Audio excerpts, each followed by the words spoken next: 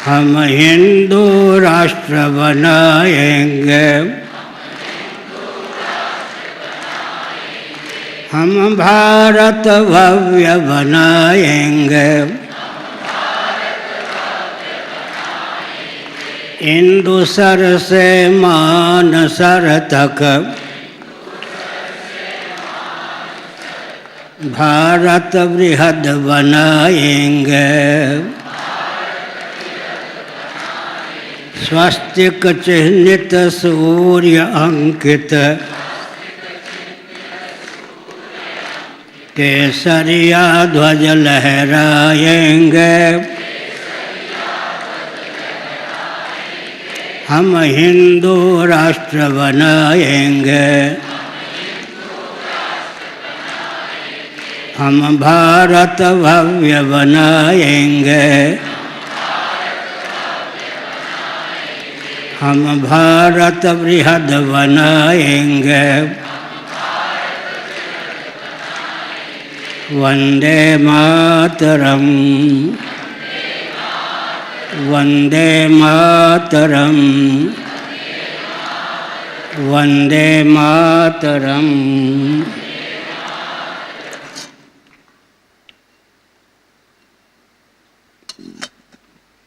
ऐसी तेज नहीं है। अच्छा,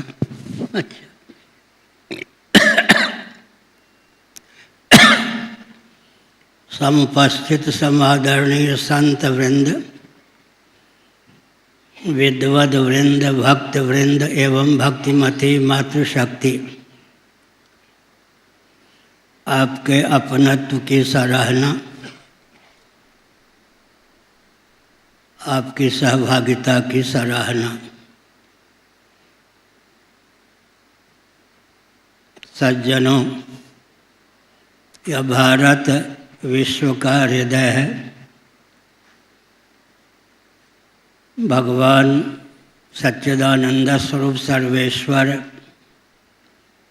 यहाँ श्री रामकृष्ण आदि रूपों में अभिव्यक्त होते हैं।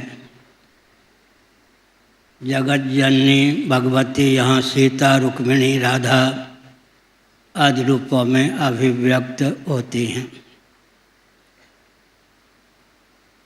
हम विकास के पक्षधर हैं, परंतु विकास के नाम पर भारत को दिशाहीन करना उचित नहीं है। सृष्टि की संरचना का जो प्रयोजन है,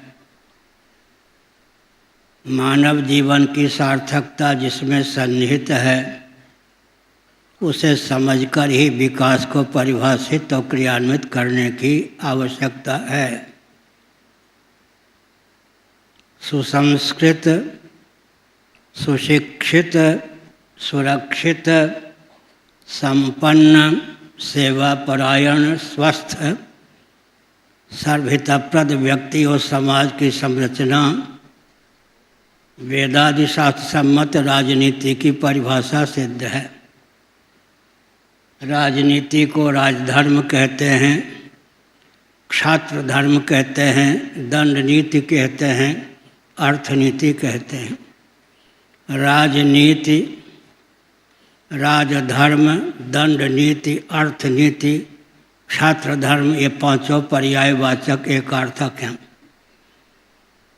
ध्यान रखने की आवश्यकता है। भारत के रूप में समुद्भाषित हो, इसके लिए प्रयास करना चाहिए। मांडूक्य कारिका का अनुशीलन करने पर यह तथ्य समुद्भाषित होता है कि उपाय स्ववताराय, जगत जगदीश्वर में मनोनिवेश की भावना से रचा गया है। जीविका की आप उपेक्षा मत कीजिए, पर ध्यान रखिए जीविका जीवन के लिए हो, कहीं जीवन ही जीविका के लिए न हो जाए। जीविका है जीवन के लिए, जीवन है जीवन धन जगदीश्वर सर्वेश्वर की अभिव्यक्ति के लिए। एक दार्शनिक और वैज्ञानिक तथा व्यावहारिक तथ्य है, प्रत्येक अंश स्वभावतः अपने अंशी की ओर समाकृष्ट होता है। वृक्ष में पत्र पुष्प फल इत्यादि लगे होते हैं, जब वे उद्गम स्थान से च्युत होते हैं तो अंशी सदृश पृथ्वी की ओर समाकृष्ट होते हैं। पृथ्वी के आकर्षण का केंद्र सन्निकट निर्विशेष जल है। जल के आकर्षण का केंद्र सन्निकट निर्विशेष उपादान कारण अग्नि है। अग्नि के आकर्षण का केंद्र वायु है। वायु के आकर्षण का केंद्र आकाश है। आकाश के आकर्षण का केंद्र अव्यक्त है। अव्यक्त को प्रधान प्रकृति माया ब्रह्म की शक्ति कहते हैं। उसके आकर्षण का केंद्र ब्रह्म तत्व, परमात्मा तत्व या भगवत तत्व है। इससे सिद्ध होता है कि हमारे जीवन का लक्ष्य भगवान सच्चिदानंद स्वरूप सर्वेश्वर का अधिगम सिद्ध है। हम जो होना चाहते हैं उसी का नाम जगदीश्वर है। मृत्यु, जड़ता, दुख से अतिक्रांत जीवन चाहते हैं। सर्वज्ञ और सर्वशक्तिमान होकर शेष रहना चाहते हैं। वेदांत प्रस्थान के अनुसार उसी का नाम तत्पद का वाच्यार्थ और लक्ष्यार्थ सिद्ध होता है। यह भारत है, केवल पेट और परिवार तक सीमित रहना उचित नहीं है। हर हिंदू परिवार से औसतन आस्थापूर्वक 1 रुपया रोज निकले, 1 घंटा रोज निकले, मठ मंदिर या अपने घर को केंद्र बनाकर चतुर्दिक उस संपत्ति और समय का उपयोग विकास में किया जाए। शासन तंत्र के ऊपर निर्भर रहना उचित नहीं है। शासन तंत्र का महत्व तो है, लेकिन शासन तंत्र के ऊपर ही जीवन को सौंप देना उचित नहीं है।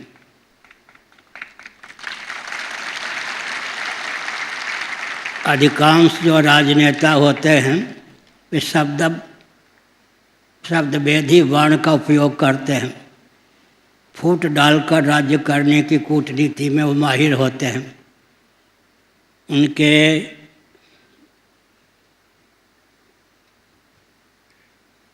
अभियान को समझने की आवश्यकता है। सवर्ण असवर्ण, श्रमजीवी बुद्धिजीवी, आदिवासी आगंतुक, ये राजनेताओं के द्वारा चलाए गए अभियान हैं। कूटनीति के आधार पर राजनीति विभाजन करने वाली सामग्री है। राजनेता विभाजित कर देते हैं देश को। राजनेता तो चाहिए, लेकिन ध्यान रखने की आवश्यकता है।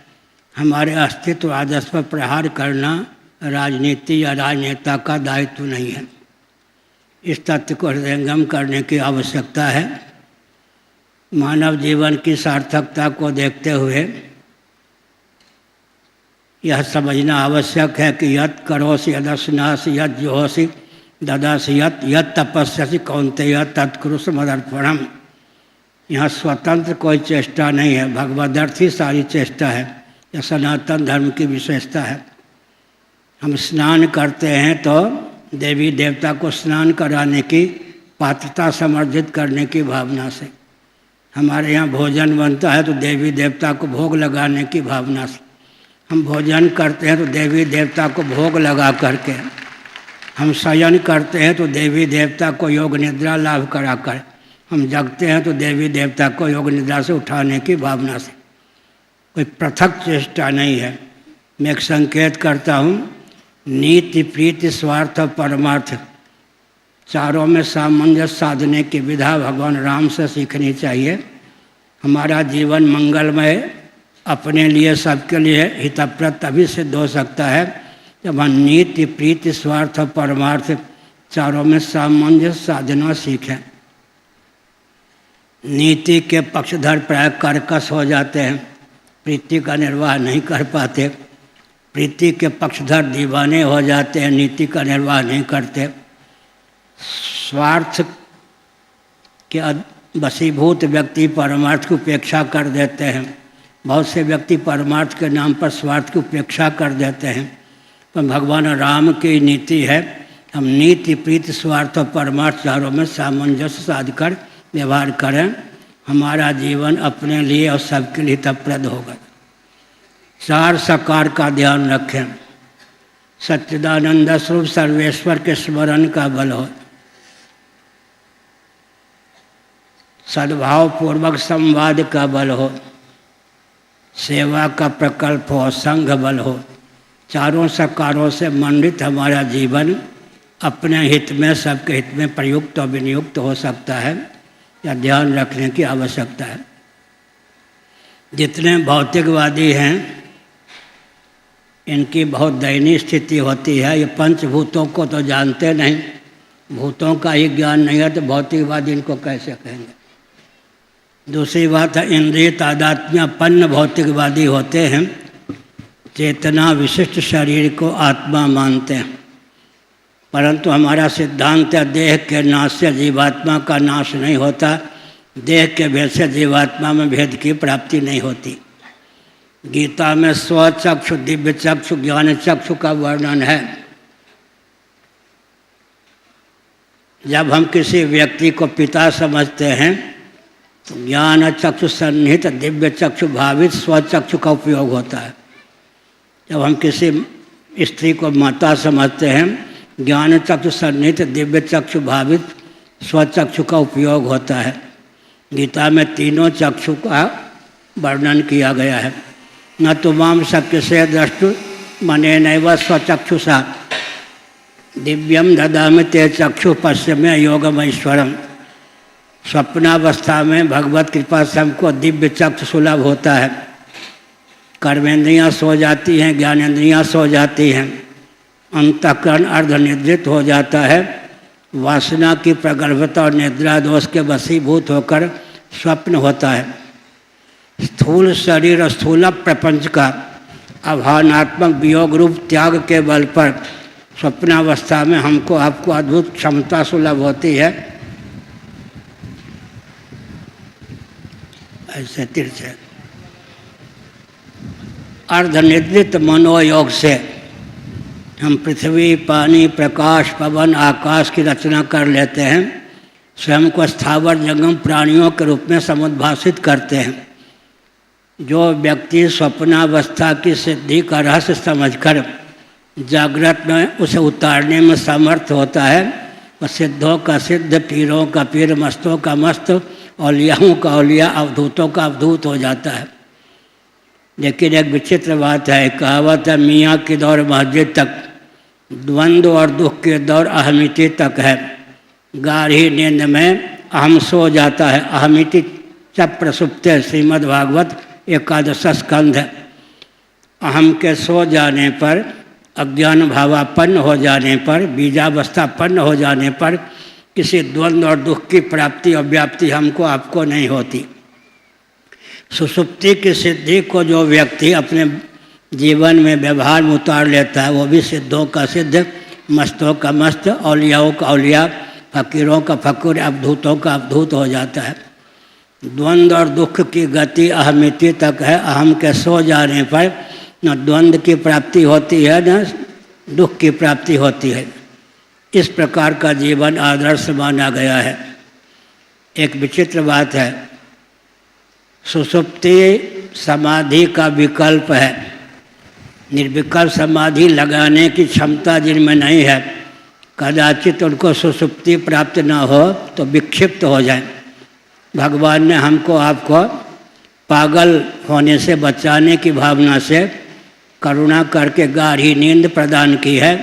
गाढ़ी नींद की विशेषता क्या है? अहम के सो जाने के कारण द्वंद्व और दुख से हम अतिक्रांत रहते हैं। सुषुप्ति की सिद्धि को जागृत में जो उतार लेता है वो भी सिद्धों का सिद्ध, पीरों का पीर, मस्तों का मस्त, औलियाओं का औलिया हो जाता है। ध्यान रखने की आवश्यकता, सुषुप्ति और समाधि में क्या भेद है। एक कहावत है हिंदी में, तिल के ओट में पहाड़ छिपा है। प्रज्ञा शक्ति जिसको बुद्धि कहते हैं, प्रज्ञा शक्ति से तादात्म्यपन्न हो जाए प्राण, तब हमको आपको समाधि की प्राप्ति होती है। और प्राण से तादात्म्यपन्न हो जाए प्रज्ञा तो हमको सुषुप्ति की प्राप्ति होती है। निर्विकल्प समाधि का विकल्प सुषुप्ति है।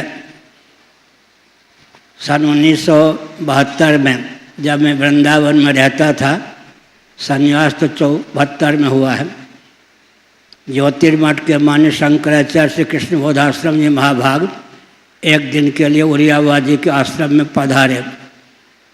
उनके चरणों के पास में मर्यादा की सेवा में बैठ गया। उनका शरीर ब्रज का था। उन्होंने कहा, कहो साहब, ईश्वर को क्या गरज पर गरी को उसने गाढ़ी नींद बना दी। मैंने कहा, मैं आपका बालक और विद्यार्थी हूँ। आपने जो प्रश्न किया है इसका उत्तर आपसे सुनना चाहता हूँ। 45 मिनटों तक आनंद विभोर होकर उन्होंने हमको आप बताया। जिसको निर्विकल्प समाधि सुलभ नहीं होती, कदाचित उसे सुषुप्ति सुलभ ना हो तो पागल हो जाए। सामान्य जीवों को पागल होने से बचाने की भावना से करुणा वरुणालय सच्चिदानंद स्वरूप सर्वेश्वर ने सुषुप्ति की संरचना कर दी है। व्यवहार बहुत महत्वपूर्ण है, लेकिन अंत में व्यवहार की तिलांजलि देकर सुषुप्ति आवश्यक है। समाधि का विकल्प सुषुप्ति हमने संकेत किया। यह भारत की राजधानी दिल्ली है ना, यहीं मैं पढ़ता था पहले, यहीं से बाबा होने के लिए भगा भी था। तो हमने संकेत किया दिल्ली में रहकर बिल्ली ना बन जाए, इसका ध्यान रखना आवश्यक है। दिल्ली में रहकर बिल्ली से होने से बचने के लिए सावधान रहने की आवश्यकता है। अब तक के प्रवचन का सारांश यह निकला, सनातन सिद्धांत के प्रति आस्थानित रहने पर ही विकास के नाम पर विकास हो सकता है। उत्पत्ति, स्थिति, संहार, निग्रह, अनुग्रह का विज्ञान वेदादि शास्त्र सम्मत ही है। उत्पत्ति का विज्ञान, स्थिति का विज्ञान, संहार का विज्ञान, निग्रह का विज्ञान, अनुग्रह का विज्ञान इस रॉकेट, कंप्यूटर, एटम के युग में भी वेदों से ही प्राप्त हो सकता है, या वेदादि वेद सम्मत पुराणों के द्वारा, इतिहास के द्वारा प्राप्त हो सकता है। बुश महोदय, जिनके पिता अमेरिका के राष्ट्रपति रह चुके थे, दूसरी बार अमेरिका के राष्ट्रपति पद पर प्रतिष्ठित होने जा रहे थे। बुश महोदय एक बार राष्ट्रपति रह चुके थे। उन्होंने अंग्रेजी में कुछ वाक्यों को कहा, हिंदी में अर्थ होता है उनके शब्दों में, हम क्रिश्चियन हैं, बाइबल में हमारी आस्था तो है, लेकिन सृष्टि की जानकारी जो बाइबल से मिलती है उस पर विज्ञान और वैज्ञानिकों ने पानी फेर दिया। लेकिन हम संकेत करते हैं, अगर कोई हिंदू कहता तो बवाल मच जाता। स्वयं बुश जी ने कहा, बाइबल में जो सृष्टि संबंधी जानकारी है उस पर आधुनिक विज्ञान और वैज्ञानिकों ने पानी फेर दिया। हो गया ना। तो हमने संकेत किया सज्जनों, उत्पत्ति का विज्ञान हो, स्थिति का विज्ञान हो, संहार का विज्ञान हो, निग्रह का विज्ञान हो, अनुग्रह का विज्ञान हो, वेदादि शास्त्र सम्मत विधा से ही हम प्राप्त कर सकते हैं। शिव पुराण के अनुसार पृथ्वी में उत्पादनी शक्ति की प्रधानता है, जल में पालनी शक्ति की प्रधानता है, अग्नि में संहार शक्ति की प्रधानता है, वायु में निग्रह शक्ति की प्रधानता है, आकाश में अनुग्रह शक्ति की प्रधानता है। जिसके जीवन में पृथ्वी, पानी, प्रकाश, पवन में जो गुण हैं, आकाश में जो गुण हैं, उत्पत्ति, स्थिति, संहार, निग्रह, अनुग्रह, वो प्रतिष्ठित होते हैं, वो सिद्धों का सिद्ध हो जाता है। अपने जीवन में दिव्यता का आधान करना चाहिए। मनुस्मृति के अनुसार महायज्ञश्च यज्ञश्च ब्राह्मीयम क्रियते तनु, महायज्ञों के द्वारा, यज्ञों के द्वारा, अंगन्यास के द्वारा, करन्यास के द्वारा, भूशुद्धि के द्वारा, भूतशुद्धि के द्वारा ब्राह्मी तनु की अभिव्यक्ति होती है। देहेंद्रीय प्राणांतकरण में दिव्यता का आधान होता है। एक संकेत करता हूँ, हमने 3 चक्षु का नाम लिया, स्वचक्षु, दिव्य चक्षु, ज्ञान चक्षु। स्वचक्षु की प्रधानता जागृत में है, दिव्य चक्षु की प्रधानता स्वप्न में है, ज्ञान चक्षु की प्रधानता सुषुप्ति में है। अज्ञान के भी ज्ञाता होकर सुषुप्ति में हम शेष रहते हैं। अज्ञान का भी हमको ज्ञान होता है, तो हमने संकेत किया। इसलिए जागृत, स्वप्न, सुषुप्ति कि जीवन में तीनों अवस्थाएं आती हैं, तीनों अवस्थाओं से शिक्षा लेने की आवश्यकता है। कदाचित 5 मिनटों के लिए सही हमको आपको भगवान जगन्नाथ की कृपा से दिव्य चक्षु की प्राप्ति हो जाए। हम संकल्प करें कि अनादिकाल से अब तक जितने शरीरों को सब बना दिया है, एक कालावच्छेदन उन सब शरीरों का मुझे दर्शन प्राप्त हो। एक एक व्यक्ति के द्वारा त्यागे गए शरीरों से कोटि कोटि ब्रह्मांड पड़ जाए। अनादि और अनंत में गणित की गति नहीं होती है।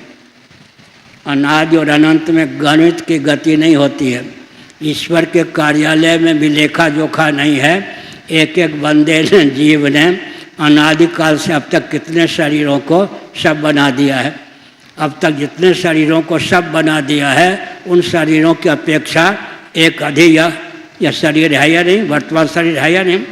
इसलिए भगवद गीता के 5वें अध्याय का अनुशीलन करने पर यह तथ्य समुद्भाषित होता है कि यही वितर्जित सर्गो ये शाम साम्य स्थितम मनः निर्दोषम समम ब्रह्म तस्मात् ब्रह्मण ते स्थिता।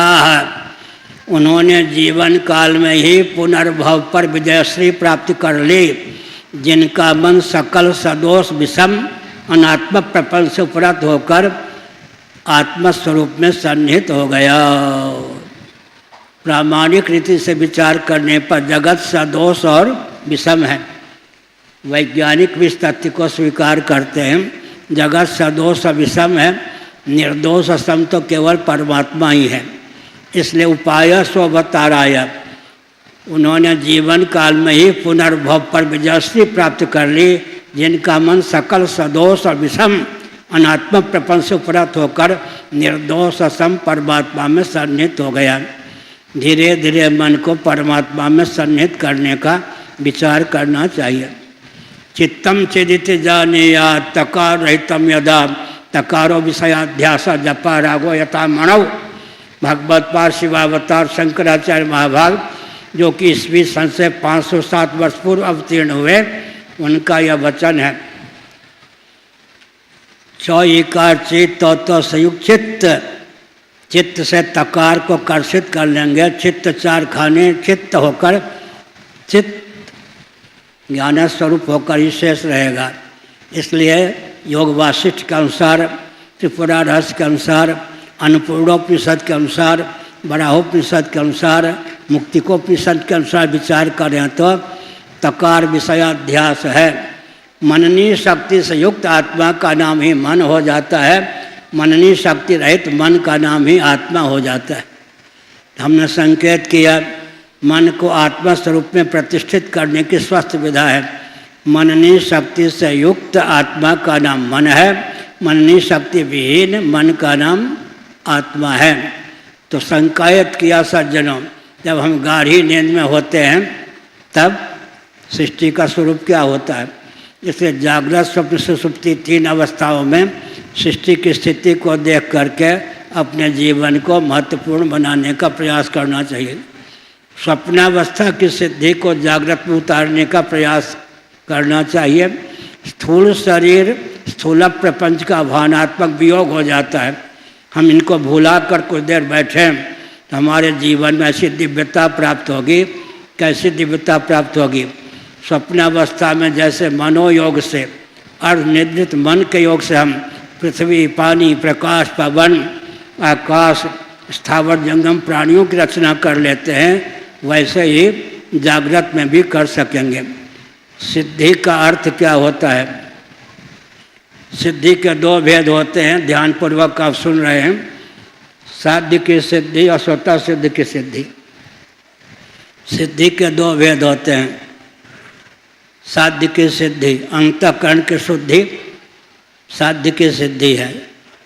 समाधि साध्य की सिद्धि है। ब्रह्म सिद्धि या निष्कर्म सिद्धि स्वतः सिद्ध की सिद्धि है। तीनों प्रकार की सिद्धि होनी चाहिए। चित्त शुद्ध हो, समाहित हो और निष्कर्म सिद्धि से समलंकृत हो। निष्कर्म सिद्धिम परमाम संन्यासे नाधिगच्छति। हमने संकेत किया एक एक व्यक्ति अपने जीवन में करोड़ों एटम बम की क्षमता प्राप्त कर सकता है, जिस विधा का हमने वर्णन किया उस विधा का आलम्बन लेने पर। इसलिए विचार करने की आवश्यकता है। धीरे धीरे मन को ऊपर की ओर ऊर्ध्वमुख करना चाहिए। अभी हमने संकेत किया पार्थिव प्रपंच को भावना की प्रगल्भता से पृथ्वी में विलीन कर दें, पृथ्वी को जल में विलीन कर दें, जल को अग्नि में विलीन कर दें, अग्नि को वायु में विलीन कर दें, वायु को आकाश में विलीन कर दें और आकाश को अव्यक्त में विलीन कर दें, अव्यक्त को आत्मा में विलीन कर दें। ब्रह्म स्वरूप सच्चिदानंद रूप होकर ही हम शेष रहेंगे। एक विचित्र तथ्य है, इस पर आपका ध्यान केंद्रित होना चाहिए। अभी चीन ने कूटनीति का परिचय दिया, पाकिस्तान सावधान। चीन की सीमा में जो मस्जिदें थी उनको चीन ने तोड़वा दिया, मुसलमानों को खदेड़ के भगा दिया। अब वो हिमायती बनता है पाकिस्तान का और चीन कूटनीति का प्रयोग कर रहा है कि पाकिस्तान को भारत से भिड़वा दें। जितने मुसलमान सज्जन पाकिस्तान में हैं या भारत में हैं, चीन की इस कूटनीति को समझें। जिस चीन ने अपनी सीमा में मस्जिदों को तुड़वा दिया, मुसलमानों को खदेड़ के भगा दिया, वह चीन अब भारत से पाकिस्तान को भिड़वाने का प्रयास करता है। उचित नहीं है ना। मैं किसी का नाम अनास्थापूर्वक नहीं लेता, लेकिन संकेत करना चाहता हूँ। जिन्ना क्या चाहते थे? देश के विभाजन के बाद भी जिन्ना की बेटी बम्बई में रही या नहीं? देश के विभाजन के बाद भी मनमोहन सिंह जी पाकिस्तान छोड़ के भारत में आके बसे या नहीं? आज पाकिस्तान की क्या दशा है? जो जो क्षेत्र, जो जो भूभाग भारत से पृथक किए गए, उन सब की दुर्दशा है। हमने संकेत किया एक विशाल वट का वृक्ष हो, एक एक वृक्ष की शाखा, उस वृक्ष की शाखा टूट जाए, बट शोभाहीन हो जाएगा। लेकिन जो शाखा टूटेगी वो तो सूखी जाएगी, जलने का काम हो जाएगी। इसलिए 110 वर्ष पहले भारत जैसा था उस पर विचार करना चाहिए। मैं एक संकेत करना चाहता हूँ, सबके पूर्वज सनातनी वैदिक आर्य हिंदू थे या नहीं? मोहम्मद साहब के पूर्वज कौन थे? सनातनी वैदिक आर्य हिंदू। ईसा मसीह जी के पूर्वज कौन थे? रोम में आज भी ईसा मसीह की प्रतिमा वैष्णव तिलक से युक्त है या नहीं? रोम में आज भी ईसा मसीह जी की प्रतिमा वैष्णव तिलक से युक्त है। ईसा मसीह जी का जीवन चरित्र पर है 10 वर्षों तक वो कहाँ रहे? छिपकर भारत में रहे। ईसा मसीह जी की समाधि भी, जिसको कब्र कहते हैं मुसलमान, जम्मू कश्मीर में है या नहीं? आरएसएस के संचालक होते थे सुदर्शन जी, उन्होंने हमको कहा ईसा मसीह को फांसी की सज़ा दी गई, फांसी के तख्ते पर लटका दिया गया। लोगों ने समझा थोड़ी देर में प्राणांत हो ही जाएगा, चलो। धीरे धीरे ईसा मसीह जीवित निकले, नीचे उतरे, यात्रा करते हुए भारत आए। आज भी जम्मू कश्मीर में उनकी समाधि, उनका कब्रिस्तान प्राप्त है। इसका अर्थ क्या होता है? रोम में ईसा मसीह जी की प्रतिमा वैष्णव तिलक से युक्त है ही। सबके पूर्वज सनातनी वैदिक आर्य हिंदू थे। अब हिंदुओं का जो सिद्धांत है वो दर्शन, विज्ञान, व्यवहार तीनों दृष्टियों से परिपुष्ट है। कोई भी विश्व का व्यक्ति चुनौती नहीं दे सकता, लेकिन अपने पूर्वजों की देन जो है उस पर हमको गर्व होना चाहिए, उसका अनुशीलन करना चाहिए। अब भारत को भारत के रूप में स्थापित करने का प्रयास करना चाहिए। मठ मंदिर हमारे केंद्र हैं। एक विचित्र बात है, धर्मनिरपेक्ष शासन तंत्र को धार्मिक आध्यात्मिक क्षेत्र पर हस्तक्षेप करने का कोई अधिकार नहीं है। एक सज्जन माननीय उच्चतम न्यायालय के मुख्य न्यायाधीश थे। जब वो पद पर थे तब उन्होंने हमारी बात का समर्थन किया था। सेकुलर शासन तंत्र को, धर्मनिरपेक्ष शासन तंत्र को धार्मिक आध्यात्मिक क्षेत्र में हस्तक्षेप करने का कोई अधिकार नहीं है। एक विचित्र बात है, ध्यानपूर्वक सुनिए। कोई वस्तु है जो सेकुलर हो, पंथ निरपेक्ष कहें, धर्म निरपेक्ष कहें, कोई वस्तु धर्म निरपेक्ष हो सकती है क्या? प्यासा व्यक्ति पानी पीने में क्यों प्रवृत्त होता है? पानी अपने गुण धर्म का त्याग नहीं करेगा। सर्दी में ठिठुरता व्यक्ति प्रज्वलित अग्नि के पास क्यों बैठता है? आग अपने गुण धर्म का त्याग नहीं करेगी। जीवित रहने की भावना वाला व्यक्ति प्रज्वलित अग्नि में हाथ क्यों नहीं डालता? आग जलाए बिना नहीं रहेगी। किसी भी वस्तु की सत्ता उपयोगिता जिस पर निर्भर है उसका नाम सज्जनों धर्म है। धर्म निरपेक्ष कोई वस्तु हो संभव नहीं, धर्म निरपेक्ष कोई व्यक्ति हो संभव नहीं। योग दर्शन का आलम्बन लीजिए। शब्द ज्ञान अनुपाति वस्तु शून्यो विकल्प है।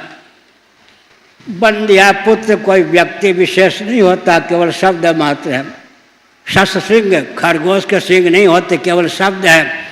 धर्म निरपेक्ष केवल शब्द है, कोई वस्तु और व्यक्ति धर्म निरपेक्ष हो जाए संभव ही नहीं है। धारणा धर्म, जो धारक और उद्धारक होता है उसका नाम धर्म है सज्जनों।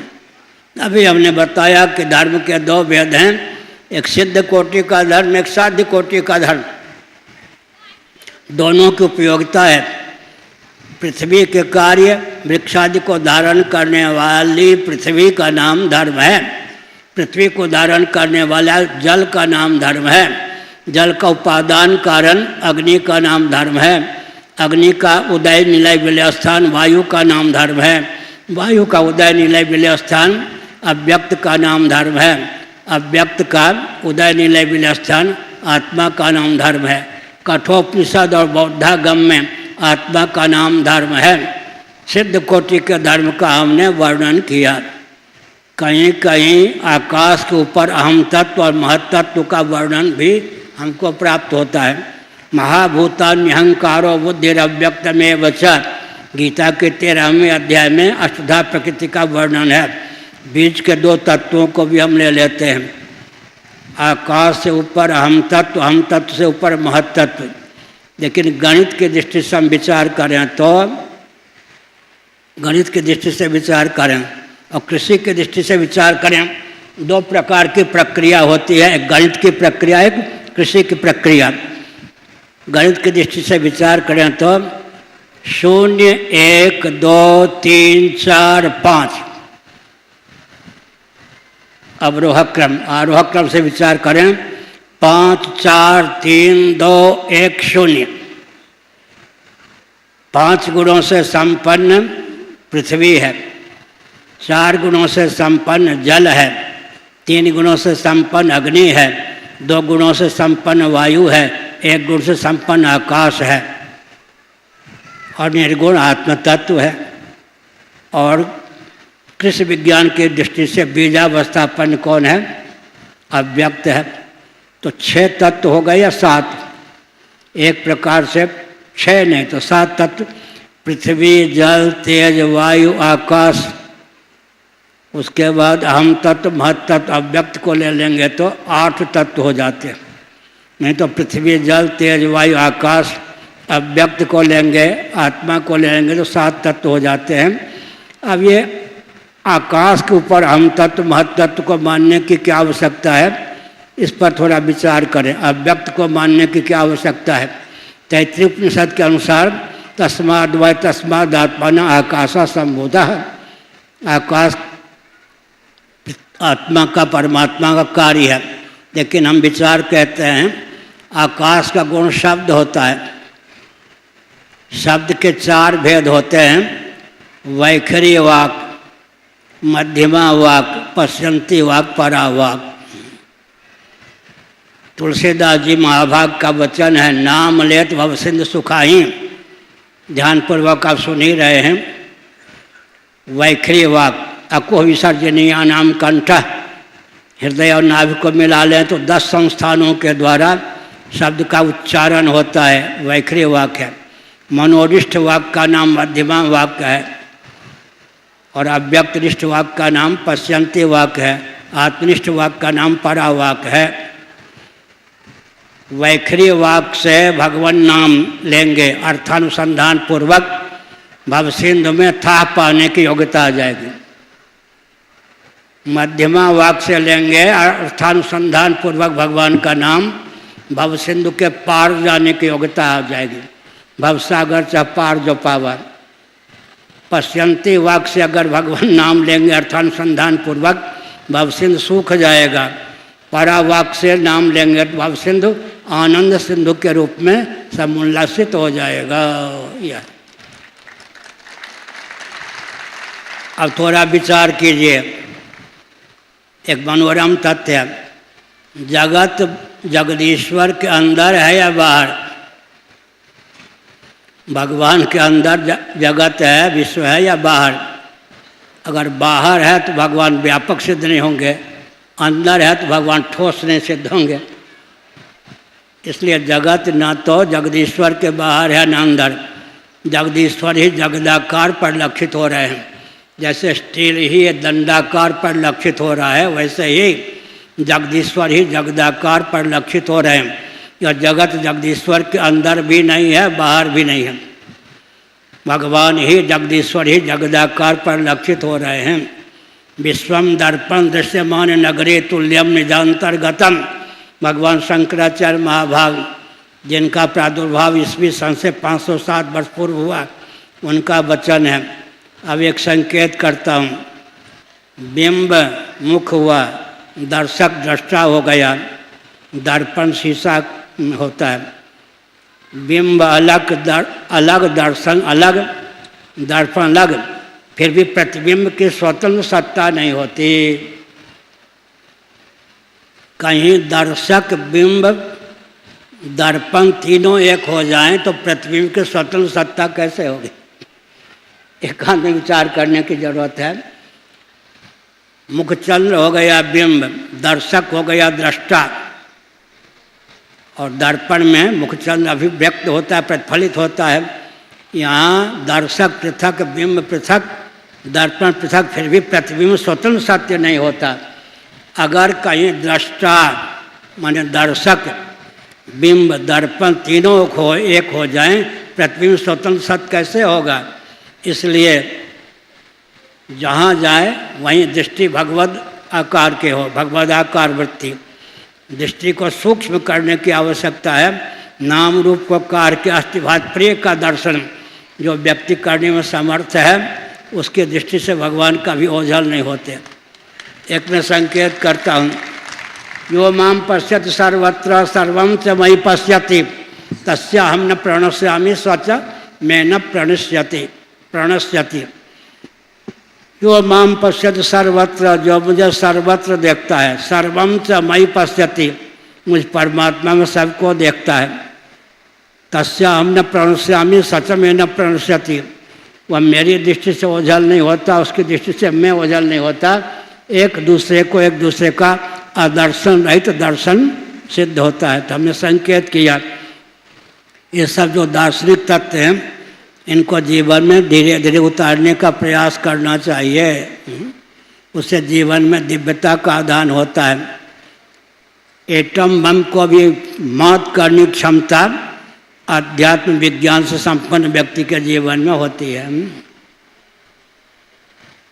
यज्ञों के द्वारा, महायज्ञों के द्वारा, अंगन्यास के द्वारा, करन्यास के द्वारा, भूशुद्धि के द्वारा, भूशुद्धि के द्वारा जीवन में दिव्यता का आधान होता है। महायज्ञ ब्राह्मीयम कृत्य तरुण। साथ ही साथ एक बार मैं बहुत वर्ष पहले, मेरा नाम ध्रुव चैतन्य था, लखनऊ में प्रवचन कर रहा था। उस समय 32,000-30,000 श्रोता स्वाभाविक आ जाते थे। नैमिषारण्य के पूज्यदंडी स्वामी नारदानंद सरस्वती जी महाराज के सानिध्य में था। मैंने कहा कि मैं आत्म बम बनाता हूँ।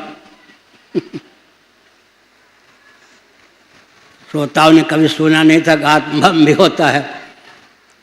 110 एकड़ में दंडी स्वामी जी का आश्रम था। मैं गोमती तट पर रहता था। एक सज्जन, बहुत विचारक, वैज्ञानिक ढंग के आए। उन्होंने कार्यालय में कहा कि वो एक व्यक्ति, छोटी सी आयु का ध्रुव चैतन्य नामक व्यक्ति बता रहा था आत्मबम बनाने आता हूँ, आत्मबम कैसा होता दर्शन करना चाहता हूँ। वो एक तहसीलदार से बाबा हो गए तो उन्होंने कहा बच्चा है कह दिया, आत्मबम क्या होता है, फालतू बात। फिर आकर मुझसे कहा तुमको मैंने बचा लिया, दाढ़ी जटा तहसीलदार से बाद में हो गए बाबा, वो क्या जाने, तुमको मैंने बचा लिया, अगर वो देखने आता तुम आत्मबम कैसे बताते, कहीं है तुम्हारे पास आत्मबम? हमने कहा करोड़ों एटम बम को मात करने की क्षमता जिस आत्मबम में है वो आत्मबम हमको है, आप क्या जानो। तहसीलदार रहे अब बाबा हो गए तो दाढ़ी बढ़ जाने से थोड़े हो जाएगा, इसलिए हमने संकेत किया कि आध्यात्मिक ज्ञान विज्ञान जो है ऋषिणाम पुनराद्यानाम वाचमर्थो विधावती। सामान्य नियम है कि हम घट को घड़े को घड़ा कहते हैं, पट को पट कहते हैं, लेकिन सिद्धों की चंडी चेत जाए तो विश्व सुंदरी अहल्या को कह दिया पाषाण, अहल्या पाषाण हो गई या नहीं। लखनऊ में अयोध्या में गया, एक व्यक्ति ने कहा महाराज मेरा बच्चा 5 साल का है, आपका प्रवचन सुनता है, आपके प्रवचन को 5 मिनटों में वो बताएगा। उसने सुनाया बच्चे ने, सिद्ध महात्मा कहीं घट को पट कह दें तो झटपट घट पट हो जाए, पट को पाषाण कह दें तो झटपट पट पाषाण हो जाए, पाषाण को पानी कह दें तो झटपट पाषाण पानी हो जाए, अब पानी को पुष्प कह दें तो झटपट पानी पुष्प हो जाए। ऋषिणाम पुनराद्यानाम वाचमर्थो विधावती। सामान्य नियम है घट को घट पट को पट कहते हैं, लेकिन चंडी चेत जाए तो सिद्ध महात्मा कहीं घट को पट कह दें झटपट घटपट हो जाए, पट को पाषाण कह दें झटपट पट पाषाण हो जाए, पाषाण को क्या कह दें पानी, झटपट पाषाण पानी हो जाए, पानी को पुष्प कह दें झटपट पानी पुष्प हो जाए। आवश्यकता पड़ने पर इन सिद्धियों का उपयोग करना चाहिए। सिद्धि के 3 भेद का वर्णन मैंने किया।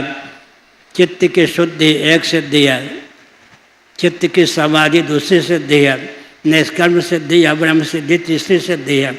जिसके जीवन में चित्त शुद्ध है, समाहित है और ब्राह्मण स्थिति संपन्न, निष्कर्म सिद्धि संपन्न है, सिद्धों का सिद्ध, पीरों का पीर, मस्तों का मस्त, औलियाओं का औलिया, फकीरों का फकीर है। तो हमने संकेत किया, क्या संकेत किया, जीवन में सिद्धि चाहिए। लोग कहते हैं सिद्धि के चपेट पर नहीं पड़ना चाहिए। भगवान शंकराचार्य महाभाग ने सिद्धियों का अधिक वर्णन नहीं किया। कलयुग में छोटी आयु होती है, सिद्धि के नाम पर चित्त भटक न जाए, लेकिन 3 सिद्धि तो चाहिए ना। चित्त की शुद्धि का समर्थन किया शंकराचार्य महाराज ने। समाधि का वर्णन किया गया है, समाधि की सिद्धि होनी चाहिए, समाहित होना चाहिए, और अंत में क्या होना चाहिए, ब्रह्म सिद्धि या निष्कर्म सिद्धि। चित्त शुद्ध है, समाहित है, निष्कर्म सिद्धि प्राप्त है, सिद्धों का सिद्ध, पीरों का पीर हो गया। एक विचित्र बात है, वो सर्वात्मा हो गया, सर्वभावापन्न हो गया। सबको जो आत्मस्वरूप समझता है उसका कोई बाल बांका नहीं कर सकता। मैं एक संकेत करता हूँ, सावधान। जिसके जीवन में अहिंसा की प्रतिष्ठा है, योग दर्शन तत्सन्निधौ वैरत्यागः, जिसके जीवन में अहिंसा की प्रतिष्ठा है उसकी विद्यमानता से वैर विहाय चरयक संगा, आपस में लाग डांट रखने वाले प्राणी भी वैर को छोड़कर विचरण करते हैं। अपने जीवन में अगर हम दिव्यता का आधान करेंगे तो हम तो लाभान्वित होंगे ही, चतुर्दिक उसका प्रभाव पड़ेगा। काकभूषुंडी के आश्रम में तो दिव्यता ही, चतुर्दिक उसका प्रभाव पड़ता है नहीं। भगवान सूर्य अपने मंडल पर होते हैं, मंडल में भ्रमण करते हैं, लेकिन सूर्य मंडल तक ही उनका प्रकाश थोड़े सीमित है, चंद्रमंडल तक ही चंद्रमा का प्रकाश थोड़े संभव है। इसी प्रकार से जीवन में ऐसी दिव्यता होनी चाहिए, पूरे विश्व को, ब्रह्मांड को उद्भासित करने की क्षमता आनी चाहिए। इसलिए धीरे धीरे अपने जीवन में दिव्यता का आदान करें। तुलसीदास जी महाभाग के शब्दों में धर्म ते विरत योग ते ज्ञाना ज्ञान मोक्षप्रद वेद्वकाना, भामतीकार महाभाग ने, वाचस्पति मिश्र जी ने 25 पंक्तियों के माध्यम से जिन तथ्यों को उद्भासित किया, तुलसीदास जी ने एक पंक्ति में उसको पिरो दिया। धर्म ते विरति धर्म का फल है वैराग्य, वैराग्य का फल है समाधि, समाधि का फल है ज्ञान, ज्ञान का फल है मोक्ष। धर्म ते विरत योगते ज्ञाना, ज्ञान मोक्ष पर वेद वकाना। एक विचित्र बात है, वैराग्य से डर लगता है या नहीं लोगों को? लेकिन भगवान शंकराचार्य महाभाग ने अपने भाष्यों के माध्यम से इस तथ्य को उद्भाषित किया है। ध्यानपूर्वक सुनिए, वैराग्य का विषय अनात्मा है, न कि आत्मा। क्या? और जो जिससे विरक्त होता है उसका अधिपति हो जाता है। क्या? जो जिससे विरक्त होता है वो उसका अधिपति हो जाता है। समस्त अनात्मा प्रपंच से जब विरक्त है तो समस्त अनात्मा प्रपंच का नियामक हो जाता है। जो जिससे विरक्त होता है वह उसका नियामक हो जाता है। अब हम संकेत करते हैं कालजयी होने का ज्ञान। बोलते सुनते रहिए, काम तो देगा, आज न सही कल।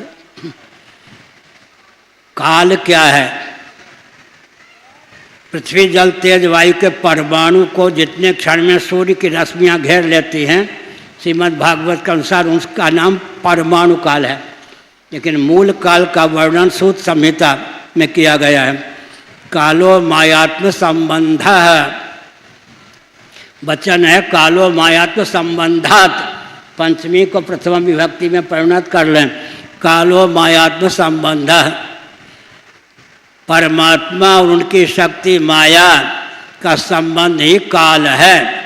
दो उंगलियों का संयोग दुष्ट होता है, इस उंगली पर भी इस उंगली पर भी बैठ जाता है, संयोग दुष्ट होगा। काल का नाम भी कालो मायात्म संबंध। माया का नाम भी काल है, परमात्मा का नाम भी काल है। परमात्मा की शक्ति का नाम है माया, दोनों के संबंध का नाम भी काल है। काल के स्वरूप को जान लेने वाला कालजयी हो जाता है। काल के स्वरूप को जानने वाला कालजयी हो जाता है। कालो मायात्म संबंधात, कालो मायात्म संबंध। कालः कलयताम अहम, भगवान श्री कृष्ण का वचन है। तो हमने संकेत किया महाकाल। उज्जैन में कौन है? आत्म तत्व क्या है? महाकाल। कालों का भी काल, कालो मायात्म संबंध। इस तत्व को जान लेने वाला कालजयी हो जाता है। काल की दाल भी उस पर गल जाए ये संभव नहीं है। तो धीरे धीरे क्या करना चाहिए? 24 घंटे में कम से कम 40 मिनट भगवान के भजन का बल होना चाहिए। हमारे पूज्य गुरुदेव स्वामी कटपाती महाभाग ने एक बार उनके चरणों के पास मर्यादा की सीमा में बैठा था, काशी की बात है। उन्होंने कहा क्यों हो, ये मुसलमान सज्जन 5 बार नमाज क्यों पढ़ते हैं बताओ? मुसलमान सज्जन 5 बार नमाज क्यों पढ़ते हैं? मैंने कहा मैं आपका बालक और विद्यार्थी हूँ, आप ही कृपा करके बताइए कि 5 बार क्यों पढ़ते हैं। उन्होंने कहा हमारे तुम्हारे पूर्वजों से, हिंदुओं से इन्होंने शिक्षा ली होगी। सूर्योदय के पूर्व कम से कम 15 मिनटों तक भगवान के भजन का व्रत लीजिए, धीरे धीरे उसका पालन कीजिए। सूर्योदय के समय भगवान का भजन कीजिए, मध्याह्न काल में भगवान का भजन कीजिए, सायंकाल भगवान का भजन कीजिए, और रात्रि में सोने के पूर्व भगवान का भजन कीजिए। एक व्यक्ति, मथुरा के चौबे की बात दूसरी है, आध घंटे कहें कोई मथुरा के चौबे हंस रहे एक व्यक्ति आध घंटे में भरपेट भोजन कर लेता है। उस भोजन का प्रभाव 5 घंटे तक कम से कम बना रहता है। नहीं, बच्चों की कहानी अलग है, हाथ सूखा तो बच्चा भूखा। एक व्यक्ति आध घंटे में भोजन कर लेता है, 5-6 घंटे तक उस भोजन से प्रज्ञा शक्ति, प्राण शक्ति उसकी परिपुष्ट रहती है। भोजन से भी भजन घटिया है क्या? भोजन से भजन घटिया है क्या? अगर एक आसन पर बैठकर आध घंटे भजन कर लेंगे तो 4-5 घंटे तक प्रज्ञा शक्ति और प्राण शक्ति परिपुष्ट रहेगी। इसलिए हमने संकेत किया भगवत भजन से वैराग्य नहीं, भगवान का भजन होना ही चाहिए। उससे जीवन में प्रज्ञा शक्ति, प्राण शक्ति परिपुष्ट रहेगी। गायत्री मंत्र का अनुवाद मैं बोल रहा हूँ तुलसीदास जी के शब्दों में। गायत्री मंत्र का अनुवाद जान लीजिए, जानते हो तो प्रयोग कीजिए। जनक सुता जग जननी जानकी, अतिशय प्रिय करुणा निधान की, ताके जुगपद कमल बनाऊं, जास कृपा निर्मल भज पाऊं। भगवती सीता की आराधना से निर्मल मति की प्राप्ति होती है। गायत्री मंत्र का अनुवाद हुआ या नहीं? जनक सुता जग जननी जानकी, अतिशय प्रिय करुणा निधान की, ताके जुगपद कमल बनाऊं, जासु कृपा निर्मल मति पाऊं। निर्मल मति, मल रहित मति की प्राप्ति भगवती सीता की आराधना से होती है। जनक सुता जग जननी जानकी, अतिशय प्रिय करुणा निधान की, ताके जुगपद कमल बनाऊं, जासु कृपा निर्मल मति पाऊं। हम एक बार गुजरात में स्वामी नारायण संप्रदाय के किसी सज्जन के यहाँ रुके थे। हमने देखा कि बच्चों को स्नान का अवसर दिया जाता है, 10-15 मिनट तो पाठ करते हैं, तब उनको जलपान दिया जाता है। हम भी घर में थे, 10 साल की आयु में यज्ञोपवीत हो गया, स्नान करके 1000 गायत्री मंत्र जपते थे, तब जलपान होता था, उससे पहले नहीं। भजन का बल होना चाहिए सज्जनों। भजन का बल होगा तो भव सिंधु में तरने की क्षमता आ जाएगी, तैरने की क्षमता भव सिंधु सूख जाएगा। भजन का बल होगा तो अपना जीवन सबके हित में प्रयुक्त और विनियुक्त होगा। भजन का बल अवश्य होना चाहिए। पृथ्वी की अपेक्षा पानी का अधिक महत्व हमने बताया। इसी प्रकार भगवत भजन का सर्वोत्कृष्ट महत्व है। भजन से उपरामता उचित नहीं है। धीरे धीरे भजन का बल और वेग हो। साथ ही साथ यह भारत है, विकास के नाम पर इसको दिशाहीन करने का प्रयास नहीं करना चाहिए। एक विचित्र तथ्य है,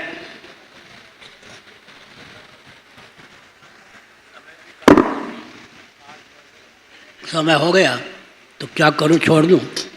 छोड़ दो भाई। निर्विकल्प हैं। विकल्प भी नहीं। भजन का बल अर्जित कीजिए। एक हिंदू परिवार से 1 घंटा 1 रुपया रोज निकालना संभव है क्या? मुझको मत दीजिए। मठ मंदिर या अपने घर को केंद्र बनाकर क्या करना चाहिए? आसपास के क्षेत्र में जितने व्यक्ति हैं सबको स्वावलंबी बनाने का प्रयास करना चाहिए। और मैं एक संकेत करता हूँ, पृथ्वी को धारण करने वाले जितने तत्व हैं, 10 मिनट तक सुनिए, पृथ्वी के और धारण करने वाले जितने तत्व हैं, विकास के नाम पर उनको विकृत अवलुप्त करने का षड्यंत्र चल रहा है। षड्यंत्र होता है जानकर, बिना जान के भी षड्यंत्र हो जाता है। फिर से सुनिए, पृथ्वी को धारण करने वाले जितने तत्व हैं उनको विकास के नाम पर विकृत अवलुप्त किया जा रहा है।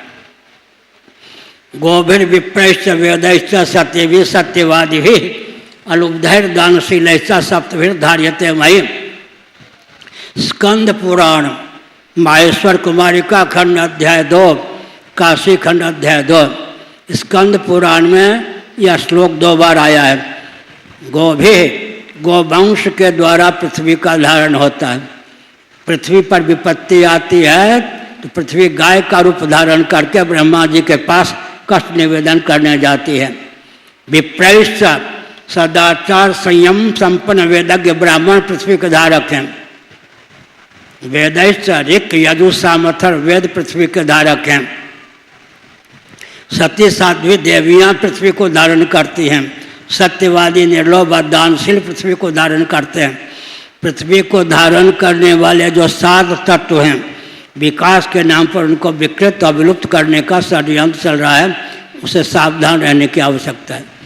अब महाभारत के अनुसार धर्म कामश्च कालश्च वसुर वासुकिरेव च अनंत कपिलश्चैव सप्तैते धरणीधरा। पृथ्वी को धारण करने वाला धर्म है, काम है। धर्मा विरुद्धो भूतेषु कामोषु भर्तस्व। काल पृथ्वी को धारण करता है। विद्युत का गलत उपयोग होने के कारण दिन रात्रि की विभाजक रेखा विगलित हो गई है, जिससे विस्फोट हो रहा है। पतिव्रता होने पर भी दिति ने सायंकाल में पति कश्यप जी को स्पर्श करने के लिए बाध्य किया। इस प्रमाद के कारण 2 आतंकवादियों को उसने जन्म दिया, हिरण्यकश्यप हिरण्याक्ष। भगवान ही बच्चा में घर घर में यह ना हो तो इसलिए हमने कहा धर्म कामश्च कालश्च वसुर वासुकिरेव च। चल अचल संपत्ति के देवता वसु और वासुक हैं। अनंत कपिलश्च व परापरा विद्या के देवता शेषनाग हैं और कपिल हैं। सार क्या निकला? पृथ्वी को धारण करने वाले 5 तत्व हैं। धर्म पृथ्वी का धारक है, अर्थ पृथ्वी का धारक है, काम पृथ्वी का धारक है, मोक्ष पृथ्वी का धारक है और काल पृथ्वी का धारक है। इन 5 पृथ्वी के धारक तत्वों की रक्षा में अपने जीवन का उपयोग और विनियोग होना चाहिए। आज के प्रवचन का सारांश हुआ, सबके पूर्वज सनातनी वैदिक आर्य हिंदू थे। मोहम्मद साहब के पूर्वज कौन थे? ईसा मसीह जी के पूर्वज कौन थे? सबके पूर्वज सनातनी वैदिक आर्य हिंदू थे।